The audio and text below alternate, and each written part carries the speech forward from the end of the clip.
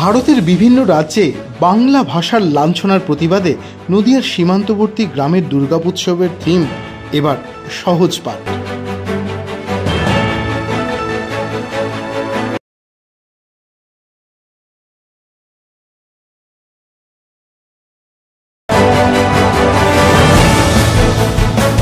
যখন ভারতবর্ষের বিভিন্ন রাজ্যে শুধু বাংলায় কথা বলার জন্যই বাঙালিদের লাঞ্ছিত হতে হয়, আক্রান্ত হতে হয়, এমন একটা সময়ে নদিয়ার সীমান্তবর্তী অঞ্চলে দুর্গাপুজোয় তারই প্রতিবাদে সহজ পাঠের থিম বেছে নিয়েছেন পূজার উদ্যোক্তারা।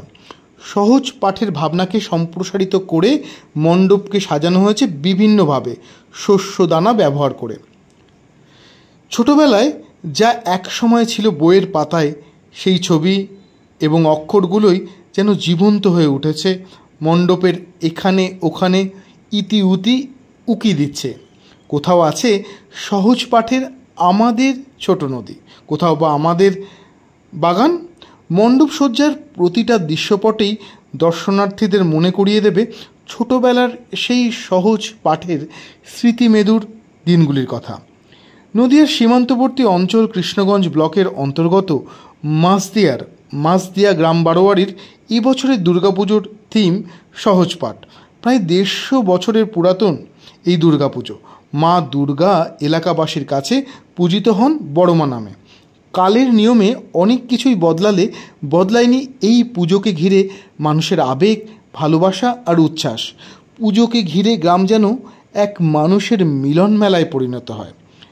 এই বারোয়ারির সম্পাদক পিন্টু পাল জানান, এই পুজো এবছর 125-এ পদার্পণ করলো।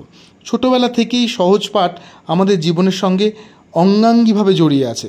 আমরা সেই স্মৃতি ফিরিয়ে আনতে চেয়েছি। ক্লাব সদস্যরা জানান, প্রায় 1 মাস ধরে নিরলস পরিশ্রম করে আমরা 80% কাজ শেষ করে ফেলেছি। বাকিটা 2-3 দিনের মধ্যেই আমরা শেষ করব। থার্মোকলের উপরে বিভিন্ন শস্যদানা নিয়ে আমরা কারুকার্য ফুটিয়ে তুলেছি, যাতে গ্রাম বাংলার ঐতিহ্যকে বোঝা যায়। এবার 125 বছর পূর্ণ হলো, সেই উপলক্ষে এবছর আমরা চেষ্টা করেছি সহজ পাঠ তুলে ধরার। কেন সহজ পাঠ তুলে ধরার কারণ হচ্ছে আমরা জানেন যে রবীন্দ্রনাথের সৃষ্টি সহজ পাঠ, সেই সহজ পাঠকে আমরা সবারই সামনে তুলে ধরছি। আমরা ছোটোবেলা থেকে সহজ পাঠ দেখে এসেছি, সহজ পাঠ পড়েছি। সহজ পাঠের বিভিন্ন ছবি এখানে আপনারা দেখতে পাচ্ছেন আছে, সেইগুলোই আমরা সবার সামনে তুলে ধরছি, যাতে সবার শৈশবকে আমরা মনে করাতে পারি। এছাড়াও এর পেছনে একটা বৃহৎ উদ্দেশ্য আছে, যে আপনারা দেখছেন কিছুদিন ধরেই আমাদের রাজ্যের বাইরে বিভিন্ন জায়গায় বাঙালিদের অবমাননা করা হচ্ছে, অপমানিত করা হচ্ছে।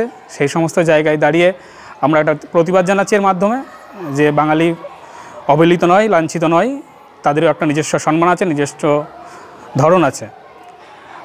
আপনি দেখেছেন যে বিভিন্ন ক্ষেত্রে কি হয়েছে, যে আজকে বিভিন্ন বাচ্চারা যারা আছে বেশিরভাগ ইংলিশ মিডিয়ামে পড়ে বা হিন্দি মিডিয়ামে পড়ে, সেই জায়গায় তারা অনেকেই কি বাংলা অক্ষর চেনে না, বাংলা ঠিকমতো বলতে পারে না। তাদেরকে তাদের যে নিজের মাতৃভাষা সেইটা চিনিয়ে দেওয়ার জন্য আমাদের এই বছর উদ্যোগ। আমার নাম আমি পিন্টু পাল, সম্পাদক মাসদিয়া গ্রাম বারোয়ারি।